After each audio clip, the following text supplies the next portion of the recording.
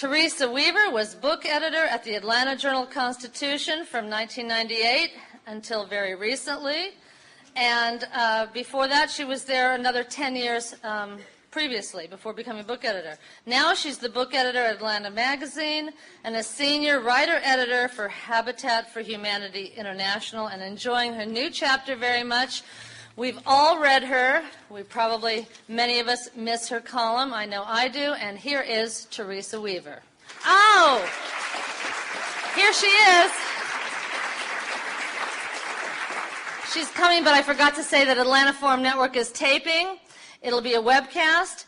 It should be on your program, is it? At the back, on the bottom of your program, www.atlantaforumnetwork.org.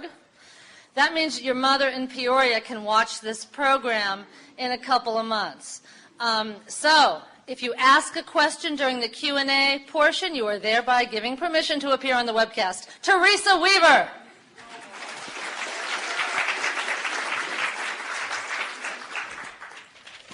Thank you, Julie. I am so happy to see such a great crowd here for Geraldine. I applaud all of you for missing American Idol to be here. It gives me hope, I promise you. I first met Geraldine about 7 years ago after she published her extraordinary first novel, Year of Wonders. And I'm not making this up. I still remember feeling kind of weak and nauseous as I was reading. And it finally dawned on me that I was feeling empathy with the bubonic plague victims. It was that real for me, and that's what she does with historical fiction. Her second novel, March, won the Pulitzer Prize for Fiction in 2006, a year when some guy named Doctorow was the odds-on favorite to win for his Civil War novel, The March. Quietly and steadily, this Australian journalist has become one of our greatest working novelists, and I don't say that lightly. Her new novel, People of the Book, takes a germ of history, the existence of a medieval, mysterious, lavishly illustrated Hebrew prayer book, and creates an intricate story of religious persecution, passion, and intrigue that crosses continents and centuries. Every book that Geraldine writes is a distinctive work of art, and the story behind the book is always fascinating to hear. I promise you, you're going to enjoy this. It is a privilege to give you Geraldine Brooks.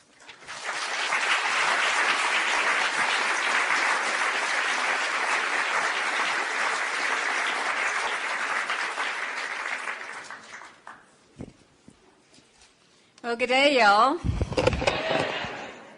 It is so good to be back here. This is, Tony and I both agree this is one of the absolute best places to engage with readers that exists in America. And just a really wonderful thing to be here with all you serious and maybe frivolous readers.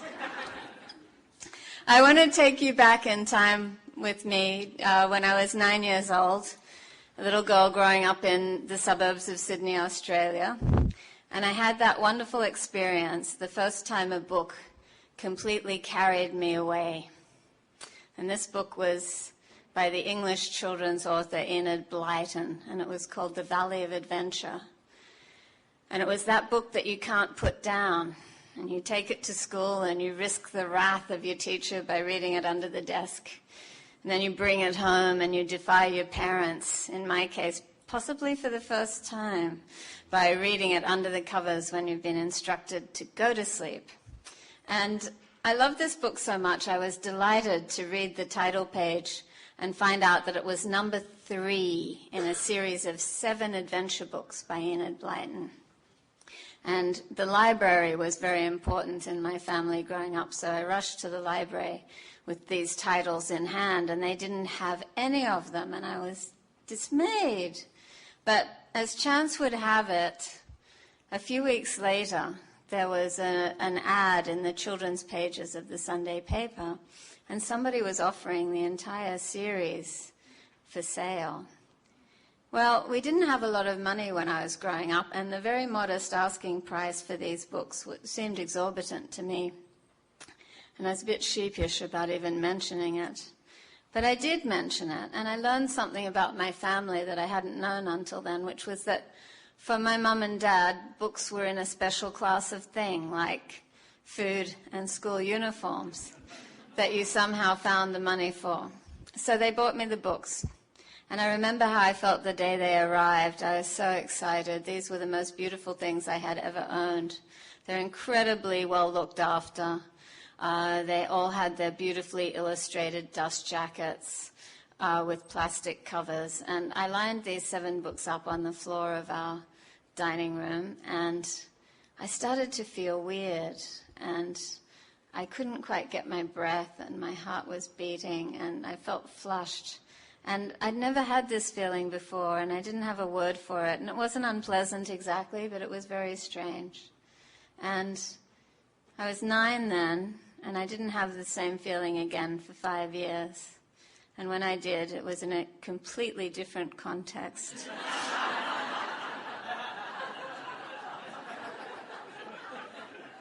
And by then I had a word for it, and that word was lust. But I think that the fact that I felt my first stirrings of physical desire for a book maybe explains why I eventually became a novelist, and maybe even explains why I wrote People of the Book, which is a book about a book, and the people who make books, and the people who conserve them and protect them, and sometimes even risk their lives for them. Can we have the first slide?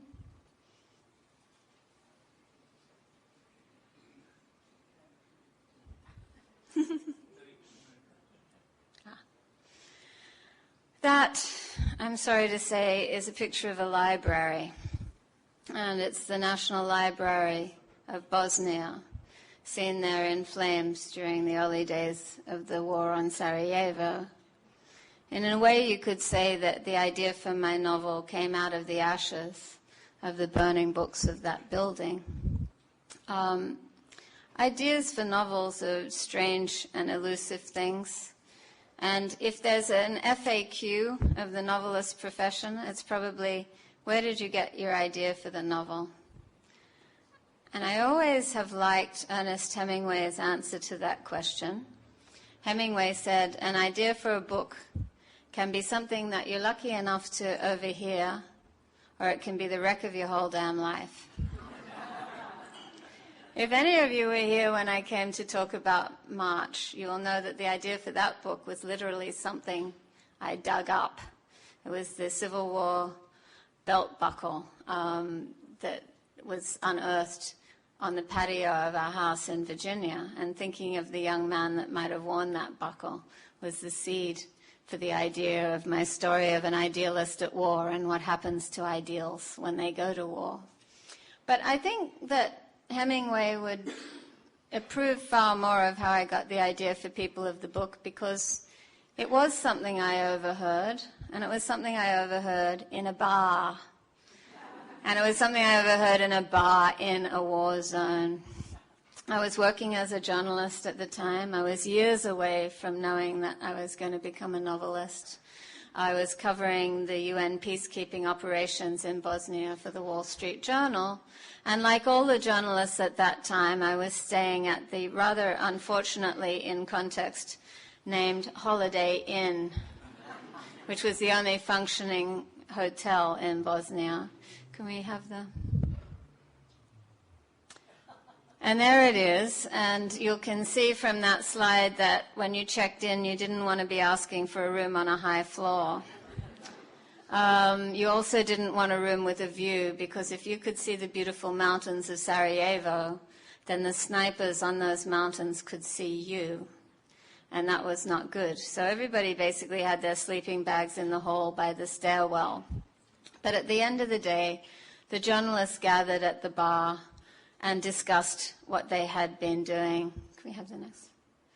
It was a time of immense brutality. This was a war against civilians, but it was also a war against ideas. It was a war against the idea of difference. And in such a war, you not only have to kill the people, but you have to kill and destroy the evidence that such a people have ever existed. And that's the library, what was left of it after the fire that you saw in the first slide, which was caused by phosphorus bombs. The Serbs were very direct about their intentions. These are the ultra-nationalist Serbs. There are plenty of Serbs who fought in the defense of the city too. But these ultra-nationalists really were quite open about their project. And I know that because I had a colleague who was a BBC journalist, and you really didn't want to mess with her. She was really a tough woman. And one night, the Holiday Inn got shelled so heavily that she was absolutely personally took it as an insult. And the next morning, she insisted on crossing the front lines, which was quite a complicated thing to do, to go and demand a meeting with the artillery commander who had been shelling. And she said, "What are you doing? You know that the only people in the Holiday Inn are foreign journalists. Why were you shelling us all night?" And he said, "Oh, we're terribly sorry, ma'am. We weren't aiming at you. We were aiming at the Bosnian Museum, which is just across the road." So why? So if you want to wipe out the evidence that people who are different to each other have lived together for centuries in harmony, you do it by getting at the material culture. So what was the rumor that I overheard in the bar? It was about a book, a codex that was the treasure of the Bosnian National Museum. It was the Sarajevo Haggadah, and many of you will know that a Haggadah is the book that's used at home at the dinner table when Jews celebrate Passover, which is the feast that remembers the liberation of Jews from slavery in Egypt.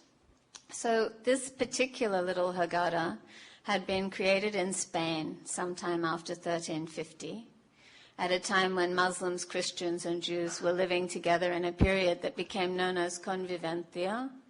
And while it wasn't exactly a love fest all the time, but people were managing to coexist side by side, and an immense amount of intellectual exchange happened. Art and science, poetry. There were pavilions of the book where texts in Hebrew would be translated into Latin that would then be translated into Arabic and back the other direction. And it was the kind of the apogee of Muslim civilization when the Muslims were the ones who were the scientifically adventurous and curious. And Andalusian Spain was the name given to that period, and it lasted for a couple of centuries. And then up comes this fear of the other, in this case manifest in the Inquisition, and that results in the expulsion of all Jews and Muslims from Spanish territory. And the Sarajevo Haggadah, created in the period of convivencia, managed to survive the period of expulsion and somehow had made its way to Sarajevo. And it was missing. And so this was the source of the rumor. What had happened to the Sarajevo Haggadah? And there are all kinds of theories. And one colleague said he knew for a fact that the Muslim government had sold it to buy weapons. And another colleague said, no, that was untrue because he knew that a Mossad team had come from Israel and taken it out through the tunnel under the Sarajevo airport. And it was safe in Israel. So I stored all this away, and as I said, I wasn't thinking of going home and locking myself up in a garret and writing novels in those days. I was still very much a foreign correspondent covering the day-to-day news. But the story somehow stuck in my mind. And a couple of years later, when the Sarajevo Haggadah was produced at the Jewish community's Passover celebration, the story of what had really happened was much more striking to me, which was that a Muslim librarian named Enver Imamovich had gone in under shelling and retrieved the book. And this was at a time early in the war when Sarajevans really didn't believe that this madness would ever come to them, not to their cosmopolitan city where the mosque and the synagogue and the Serbian Orthodox Church were all in the same block of each other, where everybody had lived side by side for so long. And so they said, they had, like we did, they watched the shelling of Dubrovnik and were appalled by it, and they said, that's crazy. And they didn't think it could happen to them any more than we would think the people of Athens, Georgia, would start making war on Atlanta. And And I always respected them for that, for not really believing in the war, but it left them woefully unprepared for what was about to happen to them. And so Enver Imamovich was a little bit more hard-headed, and he, in the early days of the war, thought that this might be a serious thing, and he realized that the museum was not prepared in any respect for what might be coming. And so he made his way through the shooting to the Sarajevo police station, and he found that most of the police, the young able-bodied ones, had already gone to the front lines to fight. But there were a few guys there, and he said, I need some help. I want to go to the museum and save the Haggadah. And the police looked at him and said, are you crazy? Risk your life for some dusty old book? No, thank you. And he said, okay, fine. But I'm going, and after the war, everybody will know that a librarian had more guts than the Sarajevo police. So 5 of them went with him. And together they got there just in the nick of time because a shell had hit a water main and the basement was flooding and the Haggadah was in a safe in the basement. And only the museum director had the combination. Enver did not have it. So he had to do a quick study in how to crack a safe while being shelled and flooded. But somehow he managed to get the book. And he brought it out and he took it to a safe deposit box in the Bosnian National Bank, which is where, in fact, it spent the war. So I heard that and I thought that was pretty interesting. And I thought, I wonder what else we know about this book. Because as a historical novelist, I like to work with facts to a certain extent. So I was astonished to learn that this was not the first time that we knew about where this Jewish book had been saved by Muslim hands. And what had happened during World War II was also extraordinary, which was that a Nazi general, no less, had come to the museum demanding the book for a particular pet project of the Führer's, which was to be called the Museum of the Extinct Race. And the idea was that after all the Jews had been eradicated from Europe, there would be a museum in the Jewish quarter of Prague. And to stock that museum, masterpieces of Judaica were being looted systematically from the great collections of Europe. And the idea was that they would have Czech actors dressed as Hasidic Jews who would wander around for the amusement of the tourists of the Thousand-Year Reich. So the general turned up at the museum, and at that point the chief librarian was the scion of a very distinguished family of Islamic scholars, and his name was Dervish Korkut. And he told the museum director that he would not surrender the Haggadah to the Nazis. And he took the book and he tucked it in the waistband of his trousers and he drew his suit coat over it. And he went down to actually translate the conversation between the general and the museum director because he was the one who spoke fluent German. And he said, I'm so sorry, Herr General. We can't comply with your request because just a little while ago another one of your officers came to the museum and demanded the Haggadah, and of course we gave it to him. And the general said, the name, give me the name of the man. And very smooth, very suave, he said, we didn't think it was our place to require a name. And then he walked out of the museum and he left Sarajevo and he went up into the mountains where a friend of his was imam of a small mosque. And that imam hid the Haggadah among the Qurans and the Islamic texts, and that's where it spent World War II in safety until it was returned to the museum. So, next slide. What is it about this little book that's so special, that's compelled people to save it over and over again? When you go back behind that story, which is still in living memory, and I actually had the great honor and privilege of talking to the widow of that librarian in Sarajevo about her husband's heroic acts of resistance. You take it back, what do we know before that? We know that the book came to light in the 1890s when a young boy from the family of Sarajevan Jews named Cohen brought it to his Hebrew teacher and said, my family's got no money. Do you think anyone would be interested in buying this old book we have? And the Hebrew teacher recognized it as an extraordinary thing. Why was that? Well, it was because at the time it was created, it was believed that Jews didn't have any tradition at all of figurative art. And yet when you open this book, next slide, you find that there are pages and pages of beautiful illuminations. And this shows Moses being launched into the Nile River from a town that looks very much like a medieval Spanish town, suddenly in Egypt. Next slide.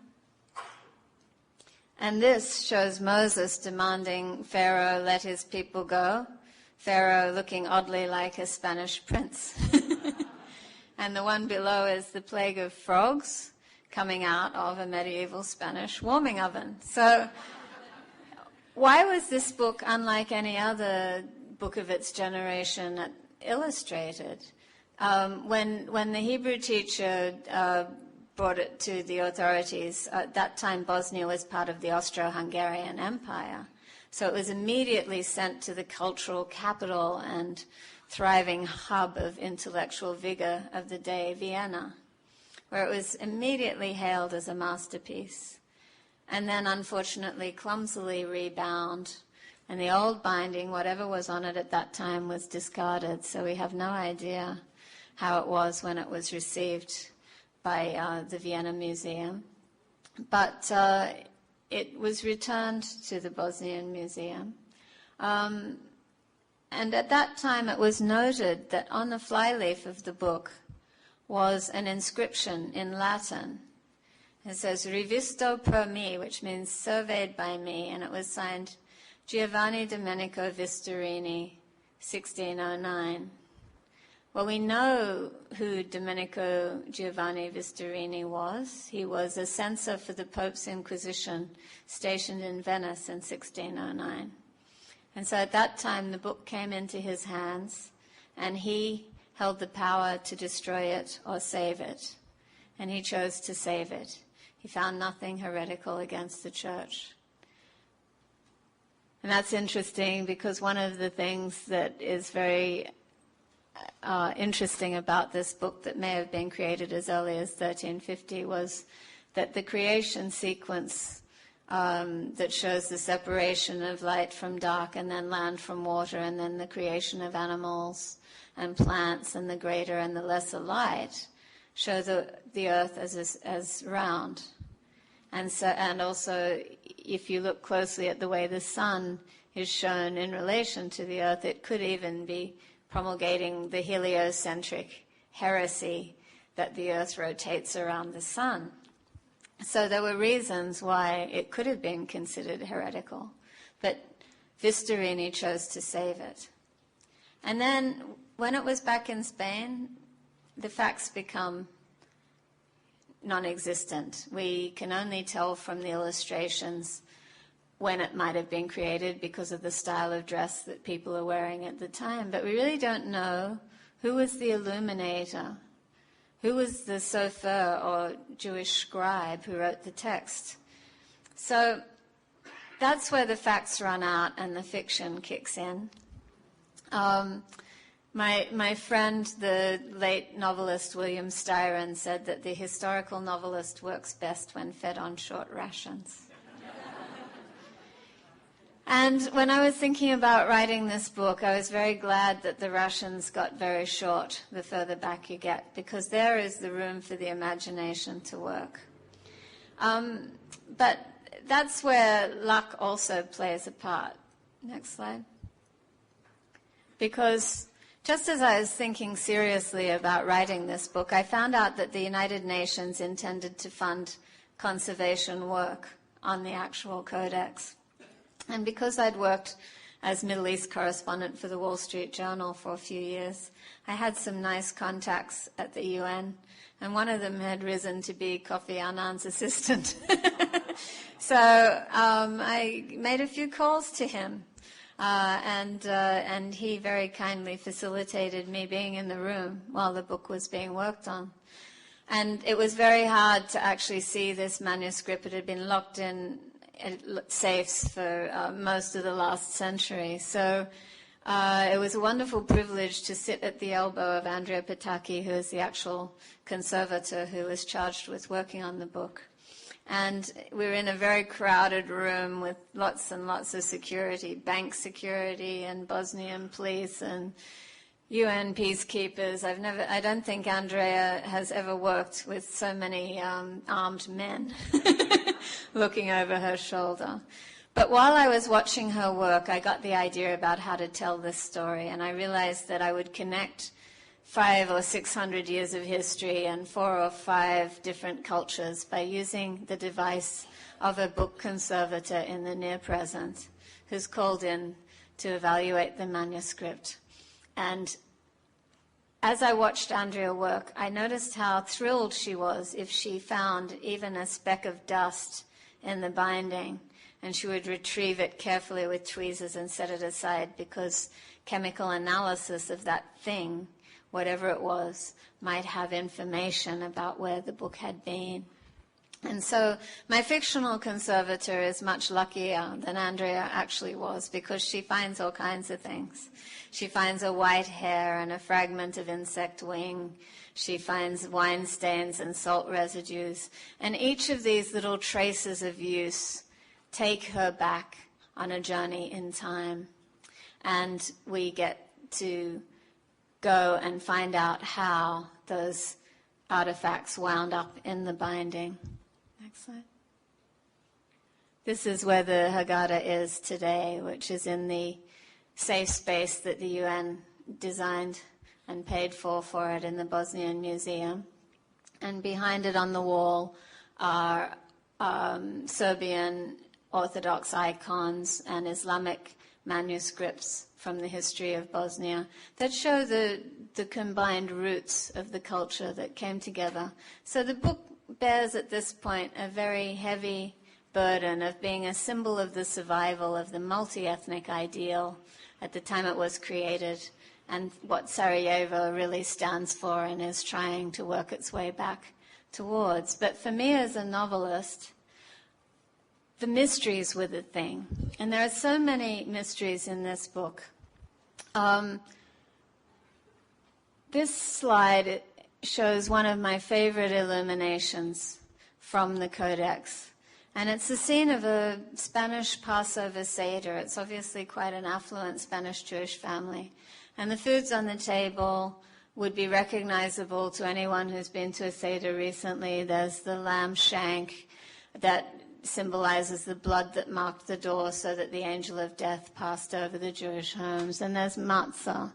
And the father is reclining, and he's doing that because that's a symbol that he's a free man, because only the free men reclined at table. And so even today, the leader of the Seder usually has a pillow to rest on. But the interesting thing to me in this illumination is who is the African woman who is joining in the Seder celebration? And you see her sitting there in her saffron robe. And if you're an African at this time in Spain, you were probably Moorish, which meant you were probably Muslim. So who was she and why was she there? And trying to make a story for her was one of the great pleasures of doing this book.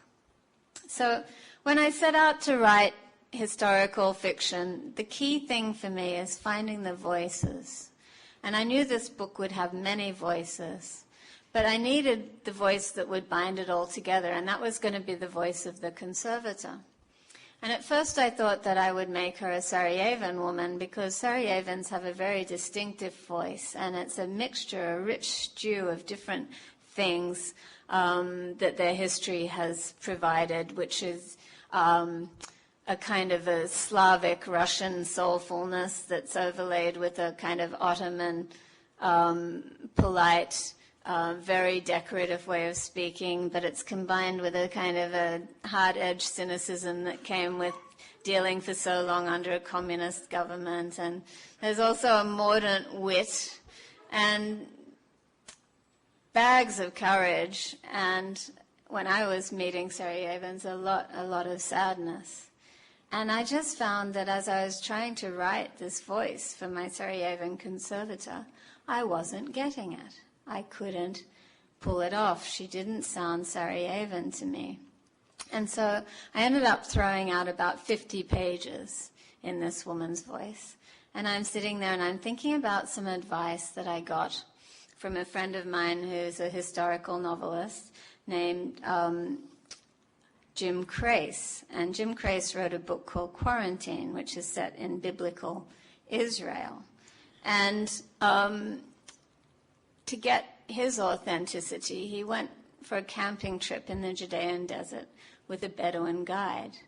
And the first morning of that trip, the guide woke him up with some strong Arabic coffee and said, "Mr. Jim, how did you sleep?" And he said, "Ahmed, I slept like a log." And then he raised his eyes to the bare, rock-ribbed hillsides of the Judean desert.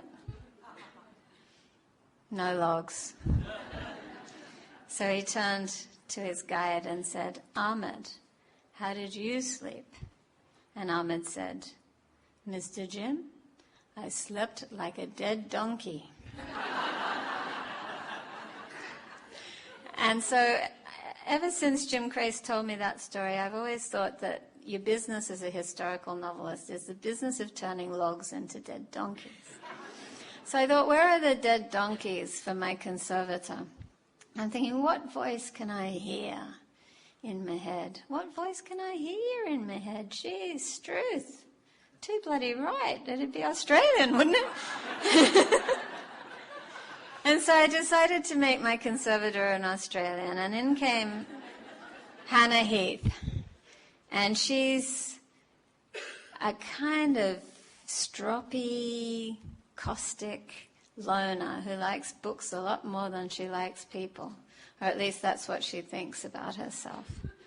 And I could hear her straight away. And she turned out to be a bossy sort of a girl. And I had originally intended that she would the conservator would be a kind of polite bookend, who would come and introduce the themes of the novel and then make an appearance to wrap everything up neatly at the end. But Hannah wasn't having that. She needed a plot all of her own, so she barged into the book, and now the book is very much about Hannah and her quest, and Hannah and her personal issues, and Hannah and her mystery, and Hannah and her catastrophe, and Hannah and her love story. So every time I was just getting settled into 17th century Venice, Hannah would be banging on the door saying, "What about me?" And that's the beauty and the danger of fiction, is that your characters do what they want to do and not always what you planned for them. I want to leave plenty of time to talk to you and hear what you're all interested in. So I'll just say a couple more things about what's important to me in writing fiction. And so to write the story of this African woman at the Seder, it's kind of presumptuous to think yourself into a life as different from your own as hers must have been. And yet that's the business of a novelist, to have that kind of presumption. And I think about William Styron, who got so roundly criticized when he wrote The Confessions of Nat Turner for thinking himself into the head of the slave leader of the Tidewater Rebellion. But I also was really moved by James Baldwin, who came to Styron's defense. And what he said has always just rung in my head, which was that he said, "Each of us, helplessly and forever, contains the other, male and female, white and black, black and white. We are part of each other." And I believe that, and it's partly what drives the fiction that I like to write, and partly what makes it possible. And the other thing is the importance of stories. I love stories. That little girl that read The Valley of Adventure is still very much there. And I was really interested when Philip Pullman, who wrote his Dark Materials, that wonderful trilogy that is supposedly a children's book, but is actually probably one of the most eloquent discussions of the power of religion and the nature of faith to be written in modern times, with a bit of string theory thrown in. And Philip Pullman said that he prefers to deal with big themes in children's fiction because adult literary fiction is so hostile to story. He said a lot of adult literary fiction writers approach story as if they have a pair of tongs. And he said if they could write novels without stories in them, they would. And sometimes they do. Well, I don't use tongs. There are a lot of stories in People of the Book, and I hope that you'll enjoy reading them as much as I enjoyed writing them. And I'm going to stop in a minute, but I'm just going to read you a quick paragraph or two that might have some dead donkeys in it. And it's from the section of the book when the Haggadah is in Venice in 1609. And I had the character of the Catholic priest, and I had to figure out why it was that he saved this book. And so this particular section of the book is the story in part of an unlikely friendship between a Catholic priest and a rabbi. And the rabbi lives in the ghetto. And when I started writing People of the Book, I had no idea that we get the word ghetto from Venice, and it means metal foundry. And it was the first place where Jews were required to live segregated from the rest of the city. And you cross a bridge into the ghetto, and that bridge could be locked at night, so the Jews could be sequestered within it. So this is a story about a friendship and the limits of that kind of friendship at that period, at that time. And I'll just read you a brief bit.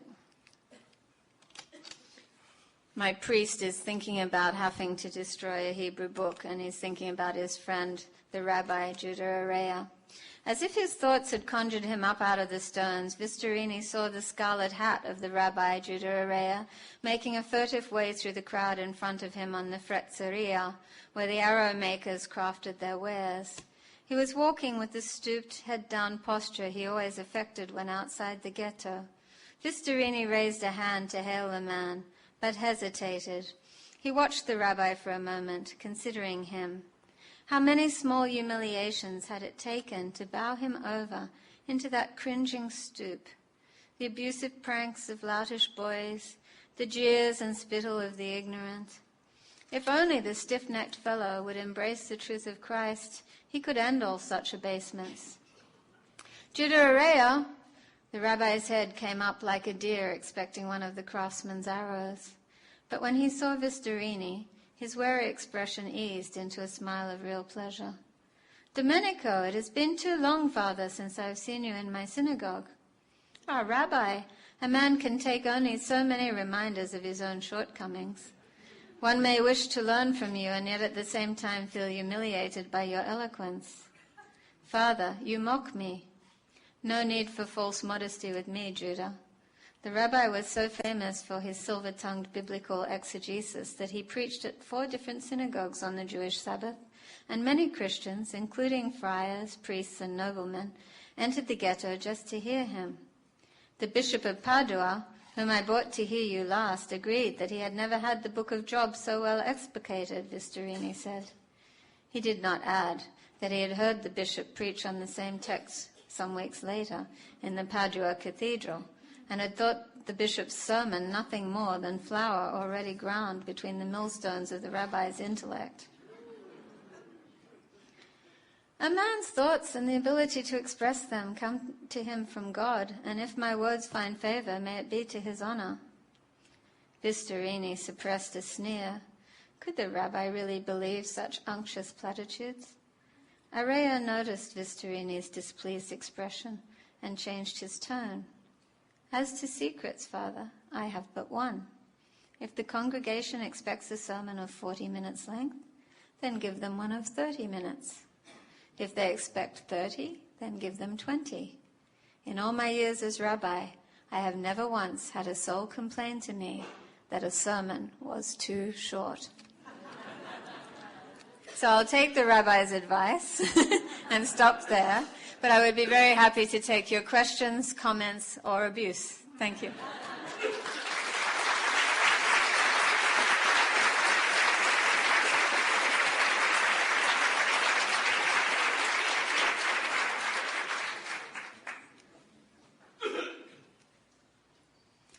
I know you're not a shy crowd. I do know that. Yes. First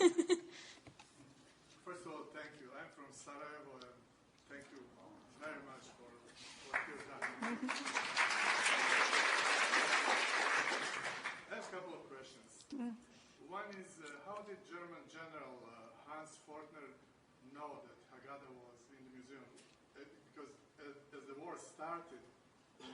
occupied Sarajevo, he went straight to the museum. Well, it's not clear that he went straight to the museum. This is what was interesting to me when trying to get to the factual basis of what had happened. Actually, Servet Korkut, the wife of the librarian, says it was some time after the occupation was well established. So, yeah. The other thing, in your afterward, I haven't read obviously the book, but I did read afterward by custom, starting from the back of the book. It's my own. You didn't mention Andras Riedermeier. I didn't mention Andras Riedermeier. One of the foremost protectors of the heritage of Bosnians, who is actually trying to help rebuilding the way it was or whatever it could be. And the library that was burning, there were many books that were not, they did not have, but many have in the Harvard Library copies of those books. And finally, the irony of the expression that's used, and you used it also, peacekeepers. Okay, these are very good and deep questions. So the question is, I didn't mention Andras Riedermeier in the afterword. I didn't mention him because I didn't actually speak with him about this project, and so many people helped me that I felt that I needed to acknowledge them. But that is not in any way to diminish the amazing thing that he did in the Bosnian In-Gathering project, which was to mobilize the resources of the world's libraries to see if there were any copies or microfiches or anything that could somehow act to replace the huge losses of the great collections of Sarajevo that were burned and shelled. So I am a complete fan and admirer of his work. And thank you for mentioning him. The irony of the term peacekeepers. Irony was in heavy measure in Sarajevo. And I was a UN correspondent for a number of years, and everybody always wants to blame the UN for what goes wrong. But what is the UN? It is the will of the membership, and the fact was that there was no will in Europe or in the United States, to our shame, to stop the bloodshed in Sarajevo.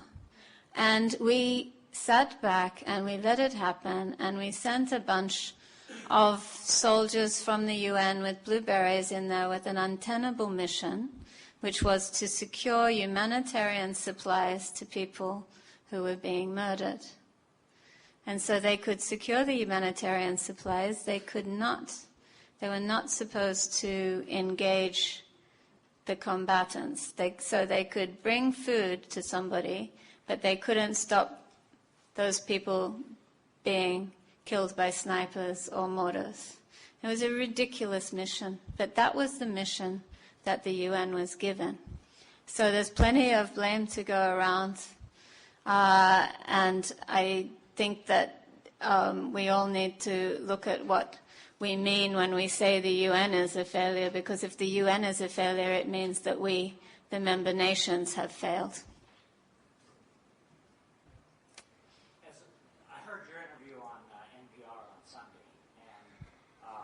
Quite impressed. One of the things that came through was your disdain, obviously, for bigotry played out in wars and all kinds of ways. As a novelist, how do you remain a bit aloof from that so you can tell the story without the passion becoming a sermon? How do you, as a novelist, contain your personal passions and stop them from becoming a sermon? Being a journalist is actually good training for that, because sometimes you have to sit across the desk from somebody really, really despicable. And you really want to leap across the desk and throttle them and say, "You out of your mind!" And you can't do that because you're not there as the avenging sword of justice or Australian feminism or whatever it might be. So you're there to hear what they have to say so that people can know what what these thoughts are and know what you're dealing with. And so as a novelist, I try and let the characters do the work. And I hope that the characters that I create are real enough people that you believe that what they are saying is what they believe, not some novelist pulling the strings on them. And sometimes the characters surprise me with what they come up with.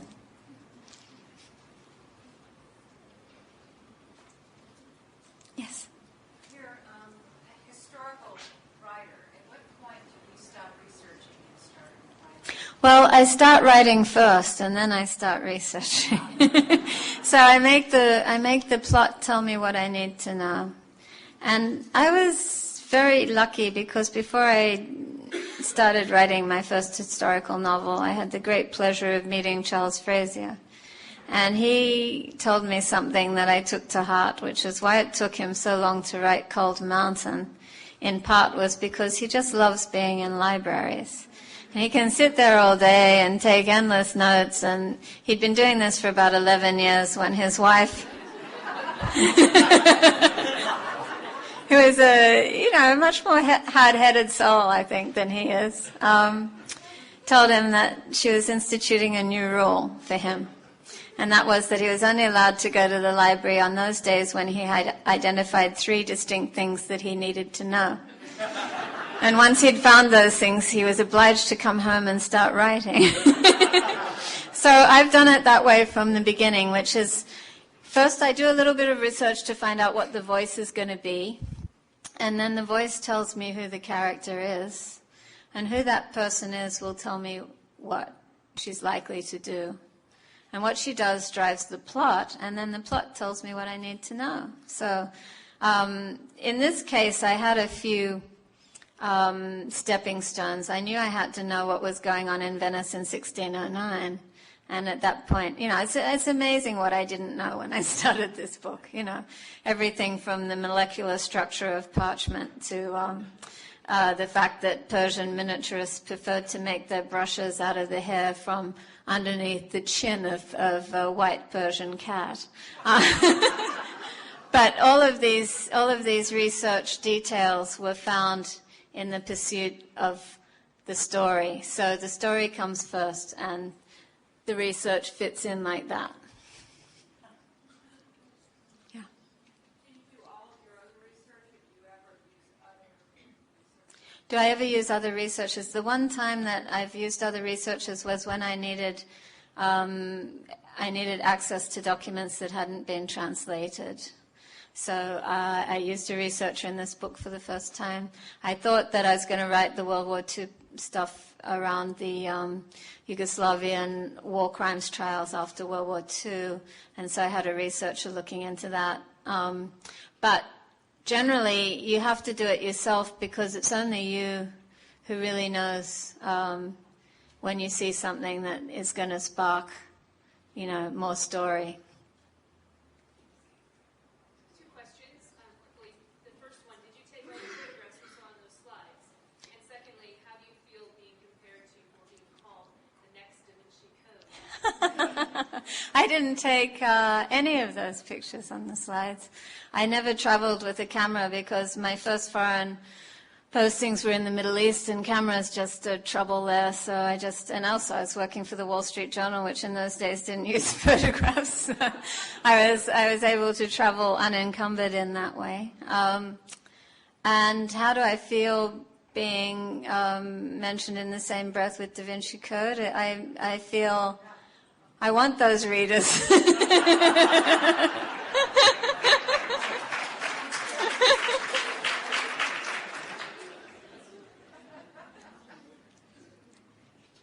Yeah. It's you. I'm a great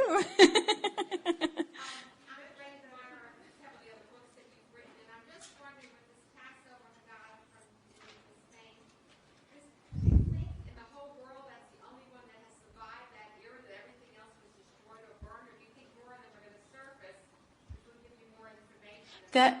The question is this the only one from that period? No.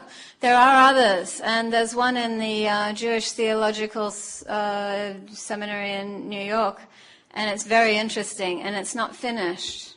And so you can speculate about whether it was being created at the time of the expulsion, which is very interesting to me because the similarities in the illustrations are very striking. So either somebody was looking at the earlier one and trying to emulate it.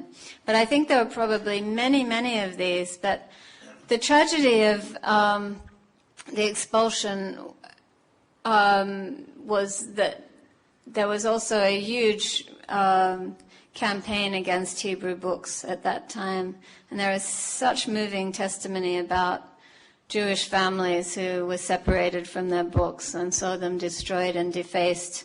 And one really moving account of a man who buried his books under an olive tree, hoping that he'd come back to reclaim them one day, but knowing that this was unlikely. And he says, even though a tree laden with beautiful fruit stood there, yet I called it the tree of sorrow. Yeah. You mentioned that you had to conjure for your conservator some helpful devices like the insect ring. What happens when the converse happens and you come upon a fact that isn't terribly convenient? Which of you wins the journey? An inconvenient truth. What do I do with that? I'm just trying to think if there was an inconvenient truth. I think that the rations were so short in this book that I used all the facts I could lay my hands on. I'm just trying to think if there was anything. Oh, I know. I did. Yeah, I'm not even going to tell you.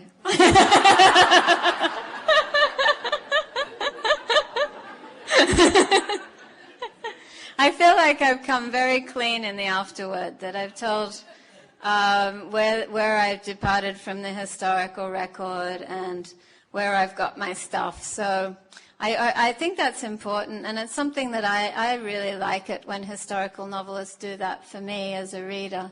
So I always try and do that. Yeah. Is this the oldest such book? No. The question is it the oldest such one? No, there are some of greater antiquity. How do you decide if you've got all the facts you can lay your hands on in this case? Well, in this case, it was pretty clear where it became a matter of speculation. But I did really work very hard on getting the factual information about World War II and what had happened, because there were conflicting accounts on the record in very scholarly articles, and they were completely different accounts of what had happened.